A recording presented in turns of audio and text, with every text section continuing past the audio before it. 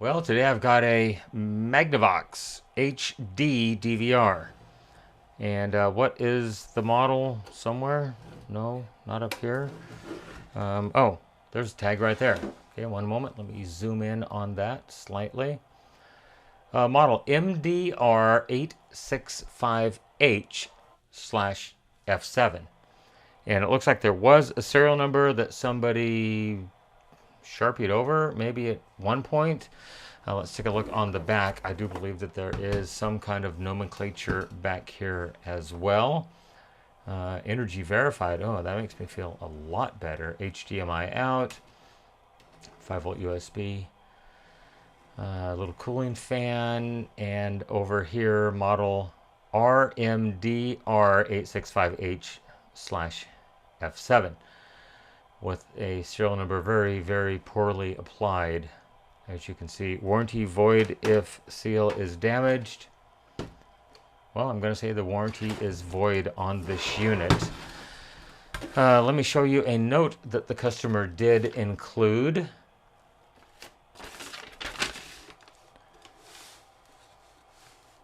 This DVD DVR will only play a DVD anymore. It cannot retrieve any of my movies I had recorded on the DVR.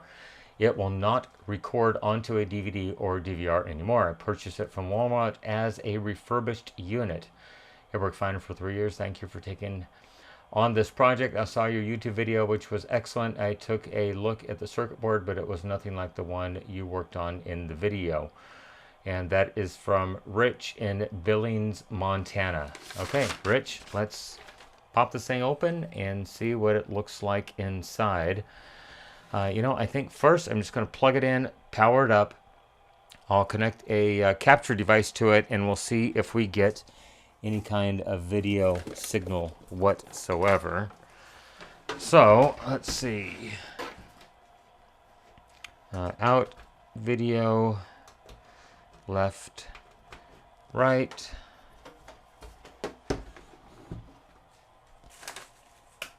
Okay, power has been applied. The customer did send the remote with the unit, which is extremely helpful. So I'm going to hit the power button up front. What is really right now? You can't focus? Focus on something? There's something to focus with, some extra cat here. Okay, so it is focused. I'm going to hit the power. What? Something just happened. My monitor is blank. I heard the fan running, and now the fan is not running.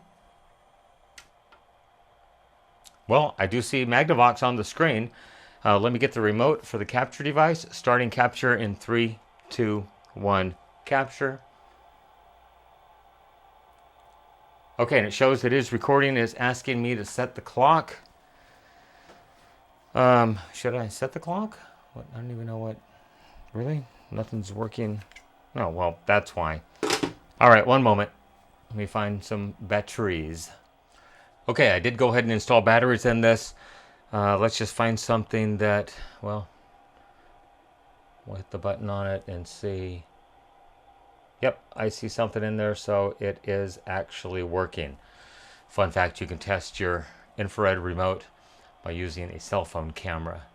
Okay, let's see if we can set a date on this. Yes, we can.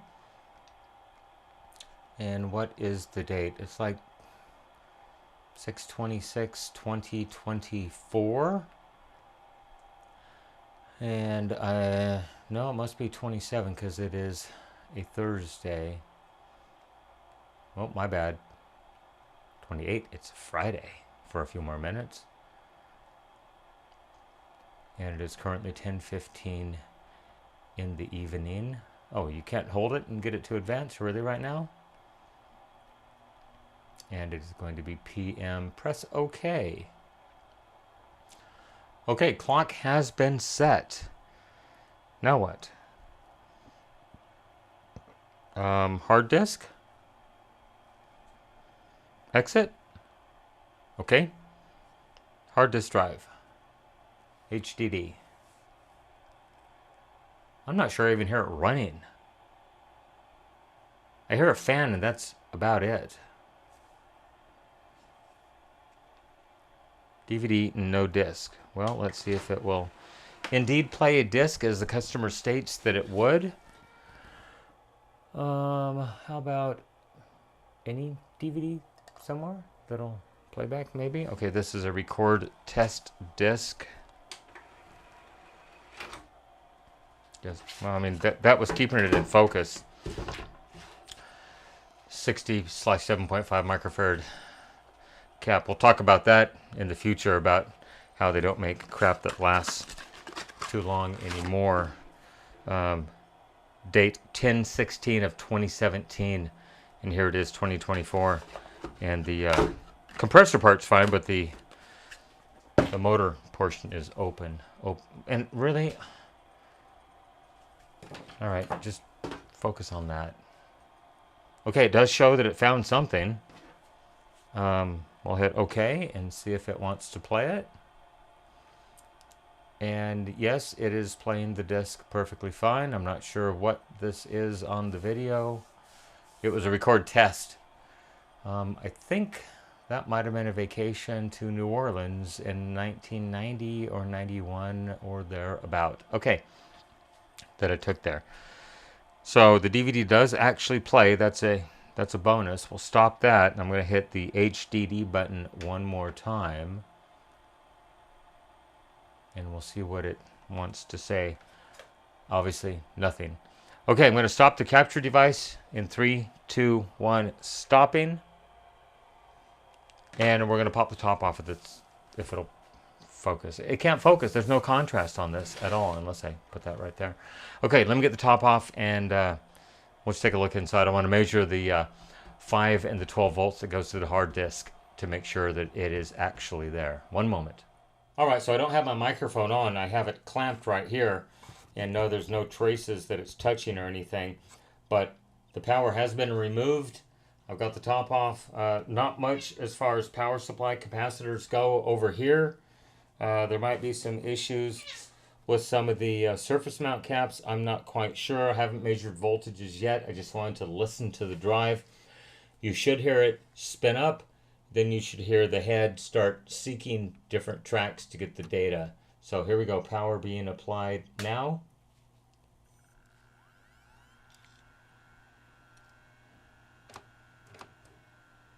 That was the DVD drive.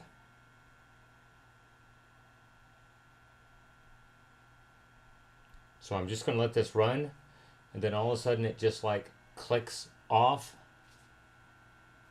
And that's what I heard right there. So now if I power it back on, you heard the drive spin up. I don't really hear the head seeking. That's the problem. The clunk clunk is the DVD drive looking for a disc. I don't hear the seeking of the head like I think I should hear.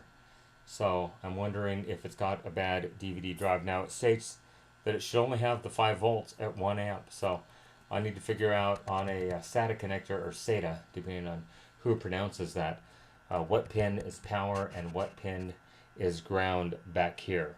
So let me see if I can actually get a manual on this thing. Maybe I have one, maybe I don't. Once again, it is a HD DVD recorder, and yeah, let me see what I can find. One moment.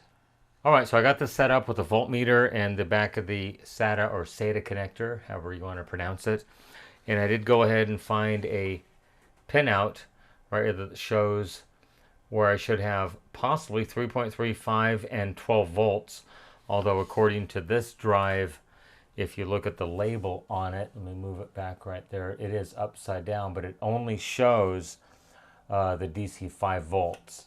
So I'm going to move this back out. We can get kind of a view of it, center up the meter where you might be able to see the screen. Let me go ahead and grab a single jumper wire to establish ground. So I only have to deal with one pin at a time. Okay, meter is connected to ground. So according to this, if I look at it in this orientation, which I think that's the way it's going to be, I should have 3.3 on the first 3 pins, and it's 0. The next 3 pins are going to be ground. Then I should have 5 volts on the next 3 pins, and then ground, ground, ground, and then should be 12, 12, 12, but this drive obviously does not support that. So I do have 5.23 volts, 5.223, excuse me.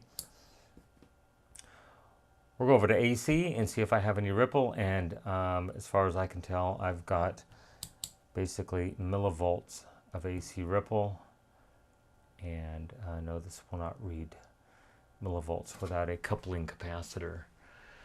So, shoot, I think we've got a bad hard drive. But let's go ahead and ESR some of these capacitors over here on the DVD board.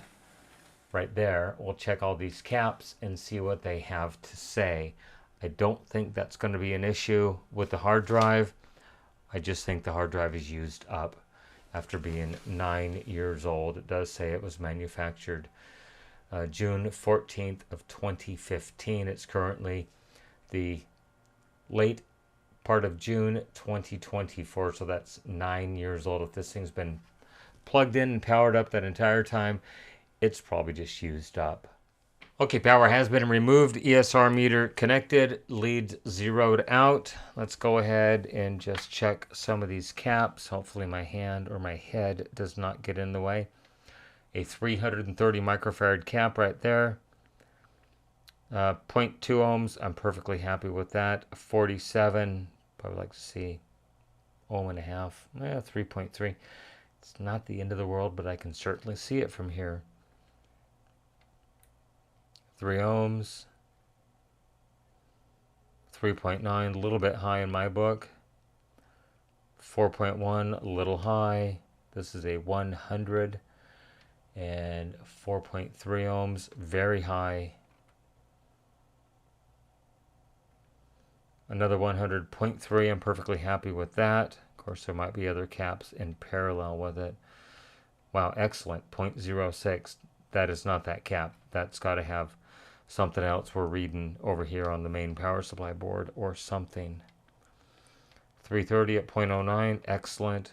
Another 47, 1.2, I'm good with that. 0.4 on 330, excellent. And 0.35 on a 330, excellent. Really not liking what I'm seeing back here with the 4.5 ohms on a 100, definitely way too high. And what was that one? 0.4.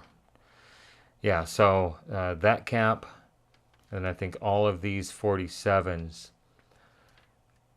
I'd like to see about an ohm or less at the most on these things. And yeah, not even in the same ballpark. So for the fun of it, let's go ahead and grab a 47 microfarad capacitor, a brand new one. Let me see what I've got here. 47 at 6.3 volts.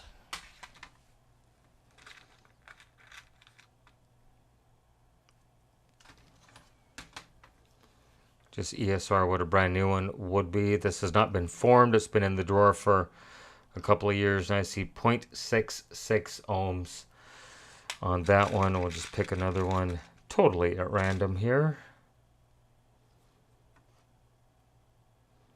And 0.67 ohms on that one. So yeah, like to see an ohm or less on these guys. 0.67.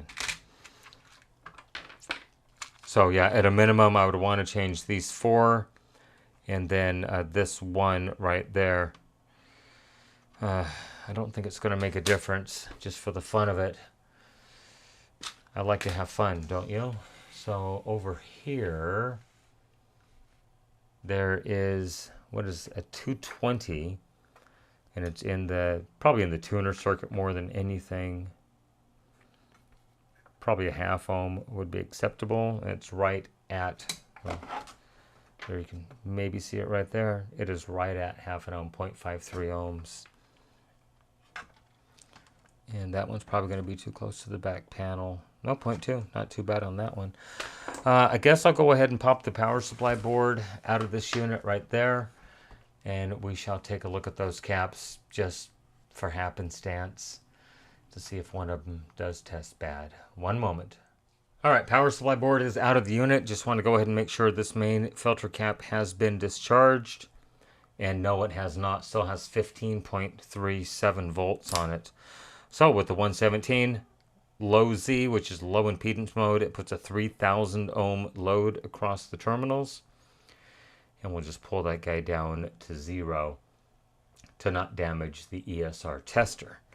So very good there. Let's, for the heck of it, take a look at the voltage on these other caps. I'm sure they're near 0. Yes, 0, 0, and 0. Okay.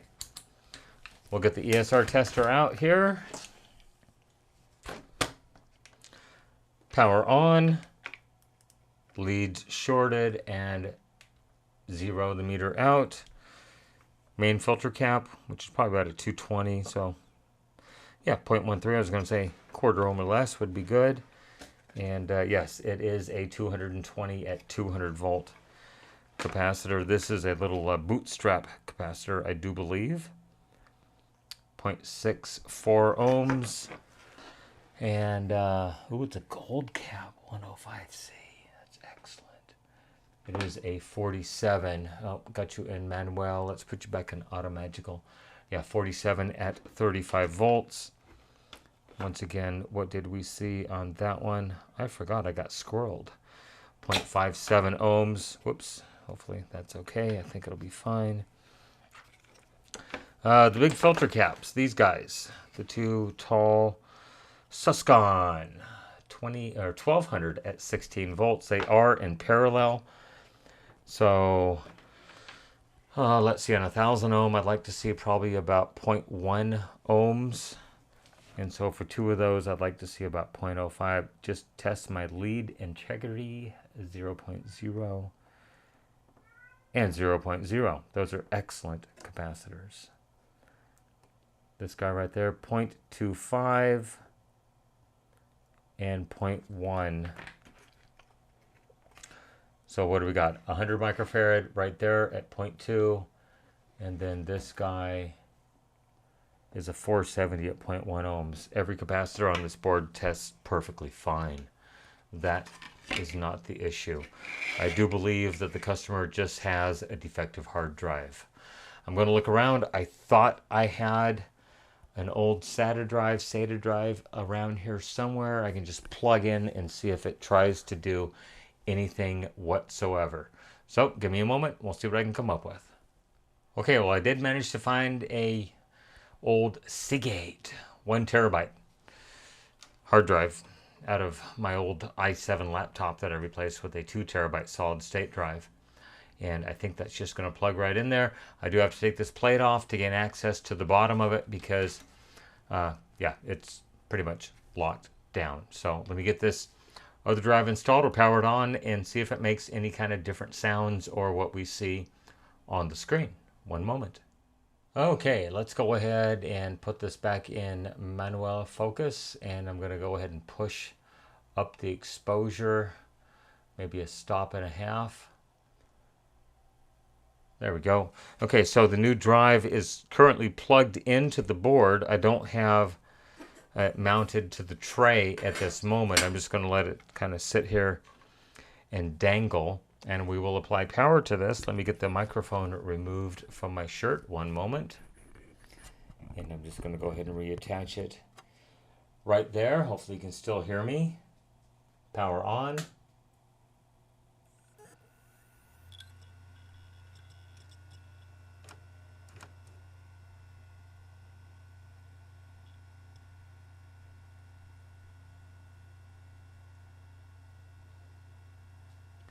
I'm suspecting that it's probably got a proprietary program or a boot sector it has to load to make sure it's the correct drive for this unit. I'll try to look at a couple of the forums and see if I can see anything there. Okay, so it did go ahead, power up, and then it shut back down. Let's go ahead and connect a video output to it here, to the capture device. Okay, cables are connected on the back. And power on. Capturing in 3, 2, 1, capture. Okay, it shows it is recording. It says Magnavox on the screen. And it shows hard disk drive. Loading external hard disk drive. Okay, it's doing way more than it did, at least. Let's try, oops, that was my bad. I bumped the cord. So I'm wondering, I don't really care what's on this drive. It's probably 3 or 4 years old, maybe 5. If I go to reset, will it try to reformat the hard drive and erase everything on it? Definitely doing more than it did. That is a very good sign. So let's give it a minute and see what it wants to do.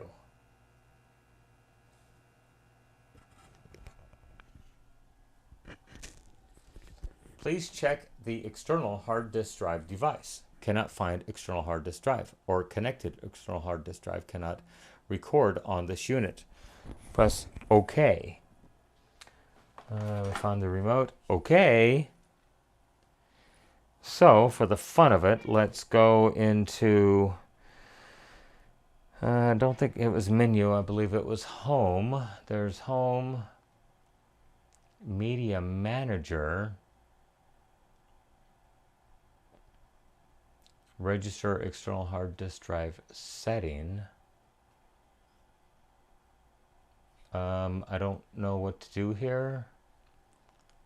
Call it 1, I guess. Cannot find 1. I'm sure it's not going to find any of these as well. Wow, how many can you plug in? Must go into the USB. Okay, well, I can't register the drive. I'm sure that's what they mean by possibly formatting the drive. Settings, general, others maybe, initial setting. I don't think that's the one that I really want. Cancel. Oh, initialization, that's the one I want right there. Initialize settings. All settings except channel settings. DVD rating level and remote control will be reset to default. Sure, why not? Initialized, press OK. Initialize for personal information. The unit will be initialized. All of the data you set and the contents of the hard disk will be deleted. Deleted contents cannot be recovered. Do you want to initialize? Sure, why not?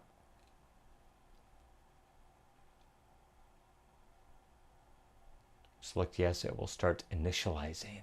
Start. Now formatting. Okay, that's a good sign. Maybe it's going to format the hard drive. Maybe this will be successful. Probably not, but maybe. And it did power off. And is it going to power back on? Power on. Still nothing. Probably busy. Well, if something happens, I'll come back. One moment. And there it is. And there it's not. And power on.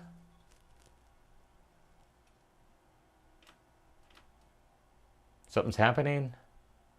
Still no signal output yet. Interesting. Oh, there we go.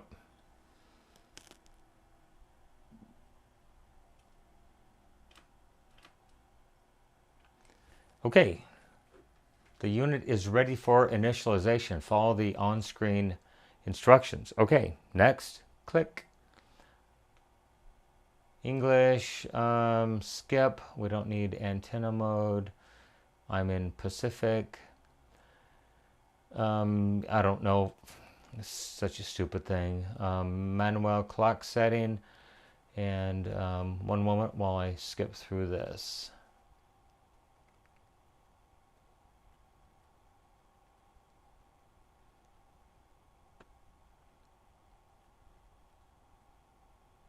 Okay, for the fun of it, hard disk. Let's see what it has to say. Since it claims it formatted the hard drive or formatted something.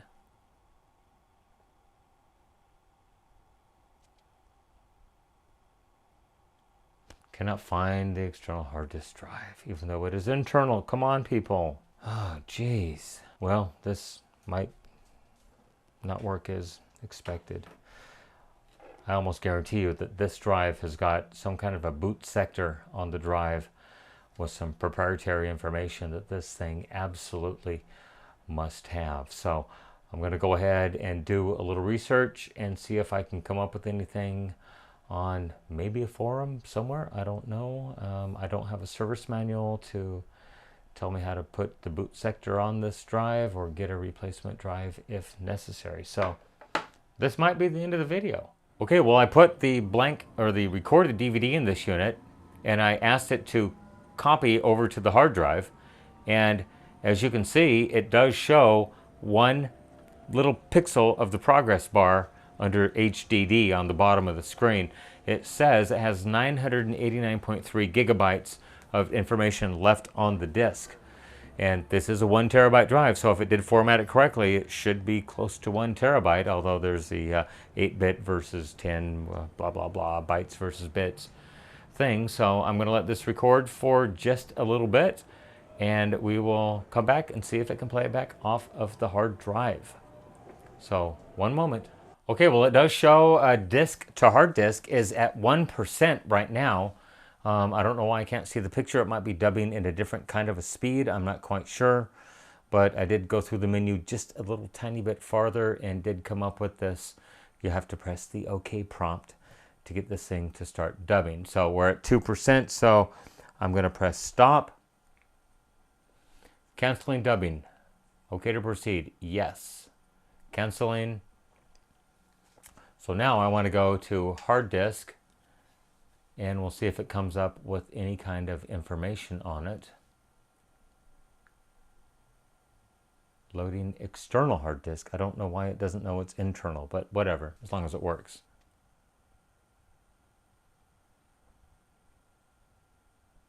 Oh my God, cannot find external hard disk drive. Shoot. Well, that didn't work. It looked extremely promising. I really thought that was going to happen. Okay, well, let's go ahead and check some forums and see if I can find out any information about formatting a hard drive for use with one of these units. I think that's all it's going to need.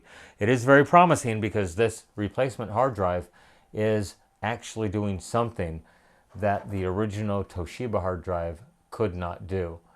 So, once again, this might be the end of the video. If it is, everyone, thanks for watching.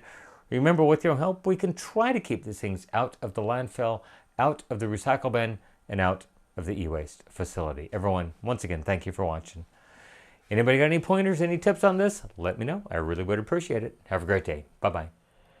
Okay, so I have the old hard drive connected to my adapter, which I can just plug in to my USB on my computer, and it should auto-populate if it sees something.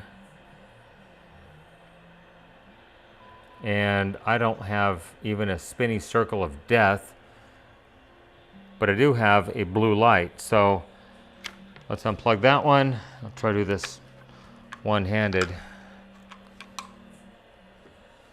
See if I can plug this in one-handed. Oh, yep.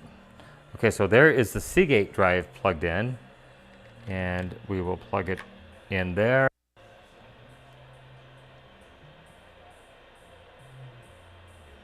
And something's happening. There it is. And so I can actually open the Seagate drive. That's not the one I wanted. Oh, there it is. The one that is Acer, because it came out of an Acer laptop. And then there are all the program files that were on the Acer laptop. So that drive is actually working just fine. and occasionally I see the blue LED kind of blink right there. And so I'm going to go out on a limb and just say that the customer's hard drive is actually corrupt or defective. I'm not sure. I've done some looking around trying to figure out how to reformat this drive to match that drive, and I can find them on the older hard drive units, the Magnavox like 515s like I've worked on before, but I cannot find on the 865. So if anyone has any ideas, please let me know, because I can read the contents of this old Acer drive, but I cannot read the contents of the Magnavox drive.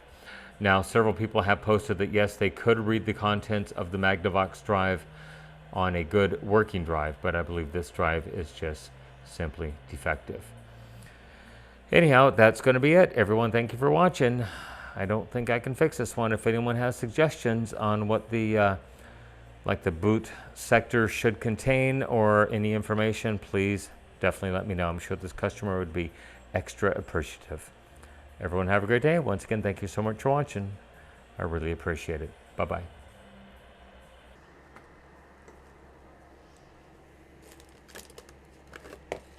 All right, drive's been in the deep freeze for about an hour and a half. Let's go ahead and run it back inside very quickly.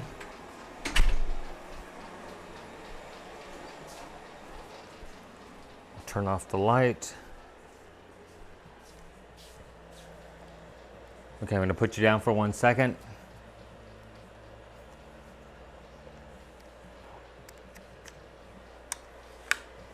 Okay, drive is connected. We'll hook it up here real quick. See if it finds anything whatsoever.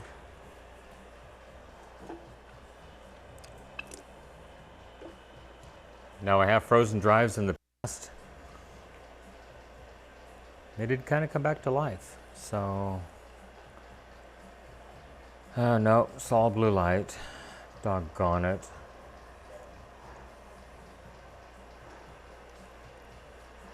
Definitely cold. Frost is appearing. Try it one more time. Unplug the drive. Replug the drive in.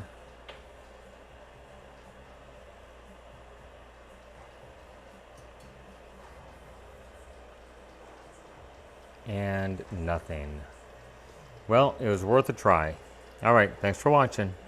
Everyone, have a great day. Bye-bye. And for anyone curious, the microwave has not blinked one time since I changed those caps. That was weird. Just thought I'd give you an update. Everyone, have a great day. Bye-bye. The dignitaries here today, I'll tell you.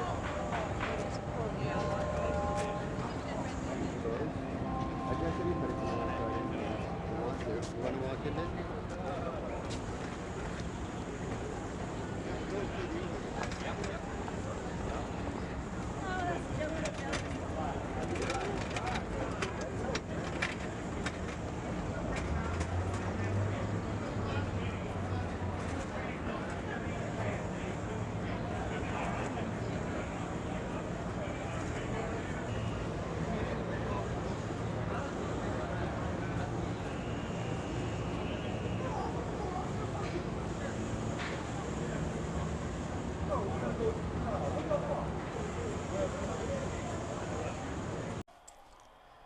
Okay, part 2, batteries have been installed. 3, 2, 1, capture.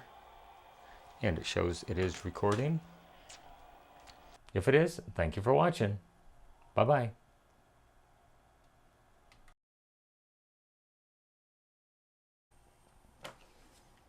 All right, here we go. Recording, capture device in 3, 2, 1, capture. This is dubbing right now. Okay, here we go. Recording in 3, 2, 1, capture. Check, check, check. 1, 2, 3. Check, check, check. 1, 2, 3. Audio sync.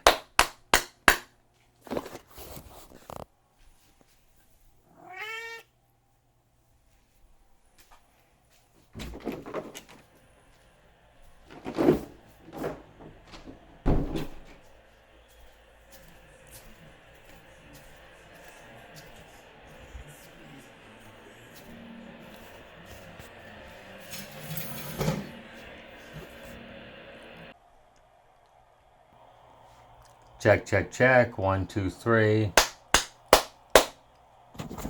Checking the drive after frozen.